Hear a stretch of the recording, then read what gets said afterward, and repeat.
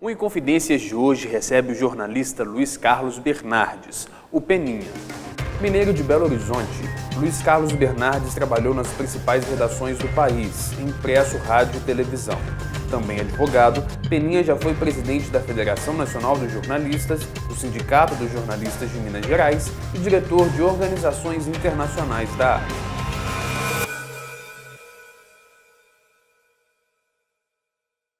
Luiz Carlos Bernardes, Peninha, é um prazer imenso ter você no Inconfidências. Você que é inspiração para toda uma escola de jornalistas, inclusive eu. Eu estou muito feliz em poder te entrevistar aqui. Eu estou muito feliz em estar aqui nesse programa e em estar com você. E fico muito feliz também quando você fala isso, essa questão da inspiração. É um prazer. O prazer é meu. Bom, Peninha, vamos começar por uma questão que parece ser o centro de todas as discussões no âmbito do jornalismo. Sim. O que será do jornalismo? Olha, há uma tentativa cada vez maior dos grandes anunciantes, públicos e privados. Quando eu falo públicos, eu não estou me referindo apenas aos brasileiros, aos anunciantes brasileiros, mas no mundo todo, e falo dos anunciantes governamentais no nível federal, estadual e municipal. E há também uma tentativa de se fazer jornais nanicos, como nós brasileiros já tivemos uma tradição muito bonita. O primeiro jornal nanico do Brasil surgiu aqui em Belo Horizonte, o Binômio, com Zé Maria Rabelo, durante o regime militar. E depois nós tivemos Movimento, Pasquim, entre outros. E há também essa tentativa de se fazer jornais nanicos pela internet, na Europa, nos Estados Unidos, mas há uma repressão pesada. Eu acho que o jornalismo caminha buscando a verdade, buscando a realidade e buscando a investigação jornalística. A sua formação é uma formação extremamente ampla. Você trabalhou com política, trabalha com política, com economia, com esporte, com teatro, e sem contar o direito da sua primeira formação. Sim. Hoje, o Luiz Carlos Bernardes, depois de todo esse tempo, é mais o quê? Eu continuo sendo mais um repórter, um analista político, mas continuo também muito interessado em economia, em segurança ou na insegurança mundial, especialmente no Brasil, com o crime organizado avançando muito, oferecendo propinas para segmentos amplos da segurança. Então, eu continuo sendo esse repórter e analista de política, de economia, de segurança, mas, claro, adorando o futebol, embora lamentando, e não é de hoje, eu fui um dos jornalistas que lá atrás, há uns 15 anos, denunciou a corrupção no futebol. Sabe-se, por exemplo, eu denunciei que o shopping do Atlético, o Atlético Mineiro, foi vítima de uma grande mutreta de uma diretoria lá atrás, que criou o shopping, e durante 30 anos o shopping não foi do Atlético. O shopping que foi construído no campo do Atlético, ali em Lourdes, que é o terreno mais valorizado de Belo Horizonte. Então, infelizmente, nós estamos vendo a FIFA aí, né? Importante essa denúncia, embora essa denúncia sobre a FIFA tenha um lado político, que os Estados Unidos, em confronto político e econômico com a Rússia, e sabendo que a Rússia iria sediar a próxima Copa do Mundo, a Copa de, acho que sim, de 2018, me parece, e que as relações entre o Putin, comandante da Rússia, e a FIFA estavam cada vez mais próximas, então os Estados Unidos chutou o balde. Mas não deixou de ser bom, e falta chutar o balde definitivamente em países como o Brasil. Bom, pensando ainda no jornalismo, uma das grandes discussões que se tem hoje diz respeito à obrigatoriedade do diploma para o exercício da profissão, tema que você já discutiu em diversas ocasiões no sindicato, na FENAGE e nas organizações internacionais. Afinal de contas, por que é que o diploma é importante? Ele é importante porque ele ajuda a formação do profissional. Nós temos várias profissões aí em que o diploma é exigido e elas têm características semelhantes com a do jornalismo. Por exemplo, direito. Ninguém vai questionar o diploma do advogado porque você tem aí uma tradição de cursos de direito de décadas. E a OAB nacional e as OABs estaduais tem uma força política muito grande, que nós um dia poderemos ter com a Federação Nacional de Jornalistas, que é uma entidade que tem seriedade, e com os sindicatos de jornalistas, que tem uma história bonita. Agora, eu acho que poderia se fazer algo diferente. O repórter, por exemplo, o jornalista, quer ser repórter, quer ser jornalista de política, então ele vai fazer um curso básico, talvez de 2 anos, e mais um semestre ou 2 semestres de política, ou de economia, ou de cultura. Agora, o fato que eu já constatei nos Estados Unidos, na Europa, eu viajei por 36 países fazendo reportagens ou atuando como presidente da Federação Nacional de Jornalistas ou diretor da Organização Mundial de Jornalistas ou da Federação Latino-Americana. O fato que eu constatei visitando jornais internacionais na Europa e nos Estados Unidos é o seguinte: lá o diploma, na maioria dos países, não é obrigatório, mas 85% a 90% dos jornalistas que atuam lá são formados. Por quê? Se eu sou editor-geral de uma TV, de uma rádio ou de um jornal e posso escolher entre um jornalista formado e o não formado, eu vou escolher o formado. É claro que tem verdadeiros garrinchas da reportagem que vão ser também escolhidos, mas na maioria das vezes os jornalistas que não têm formação se interessam ou pela formação completa ou pelo menos por estudar um pouco. Estudar não faz mal a ninguém, estudar é sempre, claro, é sempre bom. Isso aí é também uma estratégia de algumas empresas no Brasil que querem fragilizar a profissão, que querem ter um controle cada vez maior sobre os profissionais. Peninha, você passou pelas principais redações do país e também várias emissoras de televisão com diferentes postos. E hoje atua muito fortemente na TV comunitária de Belo Horizonte, e isso é sintomático. Uma jornalista de extrema credibilidade, construiu uma história de respeito, trabalhando em um lugar que ainda é invisível, que são as emissoras comunitárias. Pensando nesse grande guarda-chuva que é a tal democratização da mídia, qual é o papel dessas emissoras, televisões e rádios comunitárias? A sua pergunta está muito bem colocada. Aliás, as suas perguntas, eu quero te cumprimentar, não para fazer média, mas porque realmente você está colocando questões fundamentais. O papel da TV comunitária, ou da Rádio Favela, o papel de vocês com esse programa é muito importante. Pena só é que a gente não tem muito acesso, as pessoas não conhecem, não sabem que existe o programa A, B ou C na TV comunitária, o programa de vocês, ou a Rádio Favela, mas é um papel muito importante e que eu acho que também a internet vai ajudar, porque é fundamental que as pessoas saibam que existe o programa A, B ou C.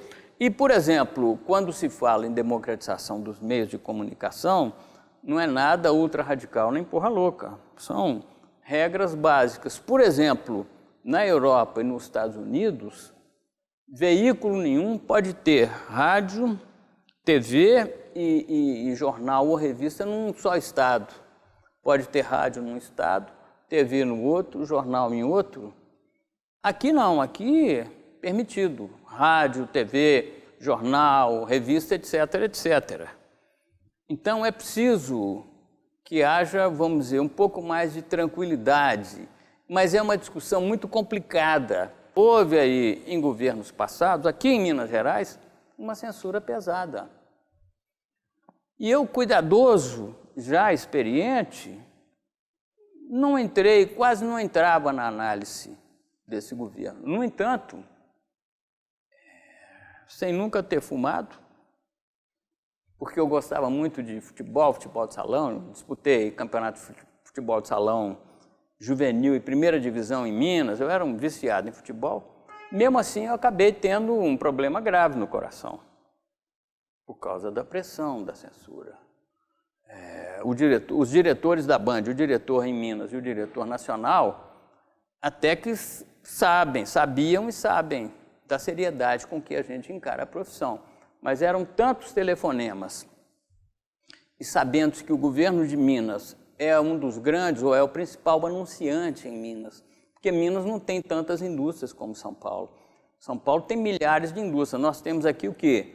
Mineração, siderurgia e agropecuária, que não são anunciantes. Então, o grande anunciante é o governo do estado. Houve uma pressão grande. Hoje eu tenho um aparelhinho aqui no peito. Bom, dado essa sua explanação, é possível considerar, a partir dessa questão da censura, que a imprensa mineira é subserviente ao poder público?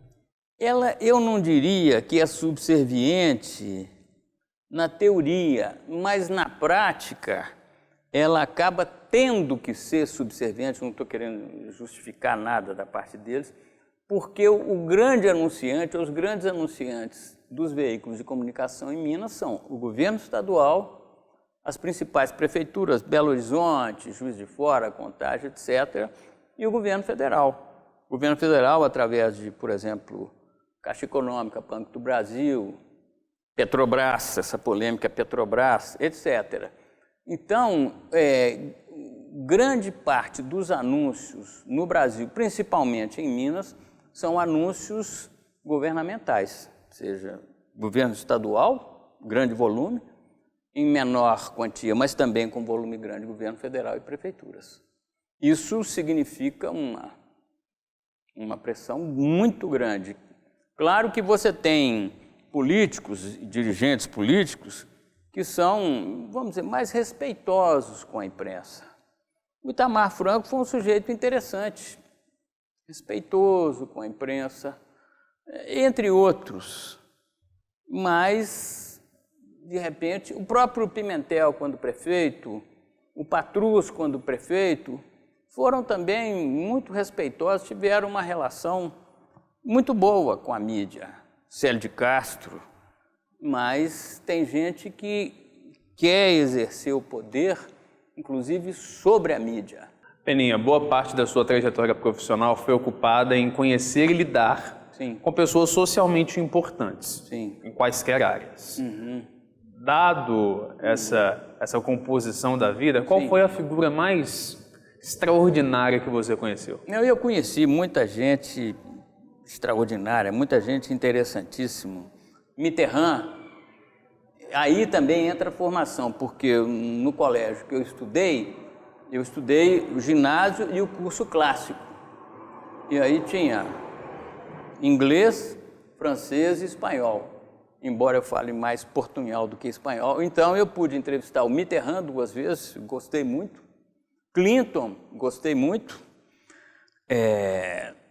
Fidel Castro, que é uma figura do mundo, embora num país muito pequeno, é uma figura do mundo. O próprio Lula, Tancredo Neves me impressionou profundamente. E o JK, que eu conheci indiretamente ao fazer um livro com a filha dele, Márcia Kubitschek, e Serafim Jardim, que foi assessor dele. Então, eu diria assim, resumindo, que são esses. Agora, tem uma figura que me impressionou muito do outro lado, PC Farias. Eu fiz 2 entrevistas com ele e o PC é um caso à parte. Ele te olha na cara, te olha no olho, a pele dele não muda a textura. Em geral, quando você entrevista um corrupto, ele não olha no seu olho, ele baixa o olho, a pele dele fica amarelecida. E o PC Farias, não. Eu cheguei a dizer para ele, olha, PC, aqui não é o jornalista que está te falando, é o cidadão. Eu acho que você devia trabalhar em Hollywood. Mas por quê, Peninha? Eu falei, o PC, você é um grande ator. Eu estou profundamente impressionado com você. É o outro lado, mas assim, eu não sei o que ele tem na psicologia dele, sabe? Mas a frieza dele é impressionante, o desempenho dele é impressionante. Nessa sua trajetória, por muitas vezes você saiu de Minas, você morou fora daqui para atuar profissionalmente, mas sempre voltou. Sim, eu morei no Rio trabalhei na TVE do Rio, morei em São Paulo, houve um período que eu trabalhei na Isto É e um outro período que eu trabalhei na Band. E morei 2 vezes em Brasília para exercer a presidência da Federação Nacional de Jornalistas e também trabalhando na Band. Mas aí a minha família, a minha ex-mulher, a mãe dos meus 2 filhos, ela tem família em Belo Horizonte e eu também. Eu sou apegado a essa coisa da família. Claro, eu tenho que ser um profissional do mundo, mas, claro, a gente tem a família, embora desfrute pouco. Então, acabou que nós voltamos para cá e talvez eu tenha um sonho, não sei se consciente ou inconsciente, de que nós tenhamos aqui em Minas um veículo nacional de comunicação. Por quê? Só Rio e São Paulo, Rio porque foi capital e São Paulo porque é um estado industrializado, tem veículos nacionais no Brasil. Isso nos dá muito prejuízo em Minas, a política, a economia, a cultura, etc. Como no mundo, só tem veículos mundiais os Estados Unidos e alguns países europeus.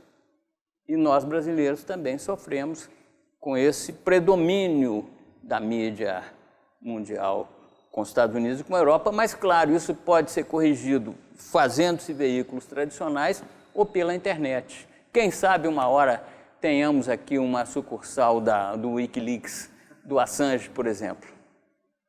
Tá certo. Peninha, muito obrigado. Grande prazer. Eu ficar aqui horas conversando. Com o maior prazer. Mas, infelizmente, nós temos tempo, nosso tempo é limitado. Eu quero te agradecer demais. Foi muito bom, eu gostei muito. Parabéns pelo trabalho de vocês, parabéns pelo seu trabalho. Um jornalismo sério. É muito importante. Obrigado. Eu te agradeço demais por essa conversa. Inclusive, agradeço também à OAB, né, que nos disponibilizou o espaço para a gente fazer essa entrevista. E desejo muito sucesso nos seus projetos. Obrigado. Que ainda um clima de censura que ainda paira em torno de mim, que me dificulta o reacesso ao mercado de trabalho, que esse clima seja vencido e que eu possa retornar normalmente ao mercado de trabalho. Será um ganho para nós, com certeza. Ganho para mim também. Prazer. Para você que nos acompanhou no Inconfidências também, nosso muito obrigado. Nós voltamos na próxima semana com mais uma entrevista para você. Um abraço e até lá.